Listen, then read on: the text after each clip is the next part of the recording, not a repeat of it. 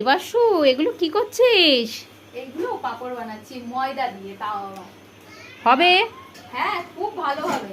দেখাবি তো হয়ে গেলে? ঠিক আছে, এরপরে কোনো ভিডিওতে দেখাবো যে পাপড়, ময়দার পাপড় কিরকম হয়। এরকম জলে ভাপিয়ে ভাপিয়ে করতে হবে। এইটা যেহেতু গরম, এখন এটা থাক। আবার এই প্লেটের মধ্যে দিয়েছি হালকা করে, একদম পাতলা লেয়ার করে দিয়েছি। এবার এটা এখানে দিয়ে এটা দিয়ে দেবো ভাপাতে।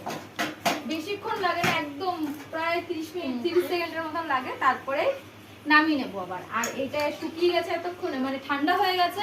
চলো এটাকে এবার তুলে তোমাদেরকে দেখাই। চারিদিকটা আগে এই চাকু দিয়ে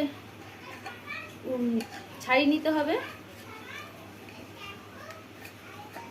তারপর এই কোনা দিয়ে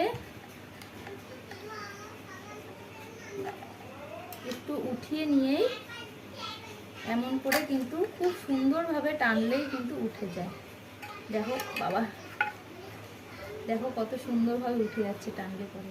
সত্যি সত্যি হবে তো? আরে হ্যাঁ রে বাবা, আমি তোকে দেখাবো পরে। এই দেখো, এবার এইখানে রেখে দেবো। দেখো এতগুলো কিন্তু হয়ে গেছে। এবার লাস্ট ফিনিশিং ওইটুখানি বাকি রয়েছে। এবার এটাকে রোদে দিয়ে শুকিয়ে নিলেই কিন্তু আমাদের কাজ শেষ। তারপরে গরম তেলে ভেজে খেলেই কিন্তু একদম দোকানের মতো পাপড় রেডি হয়ে যাবে। দেখবো খেয়ে তাহলে। ঠিক আছে।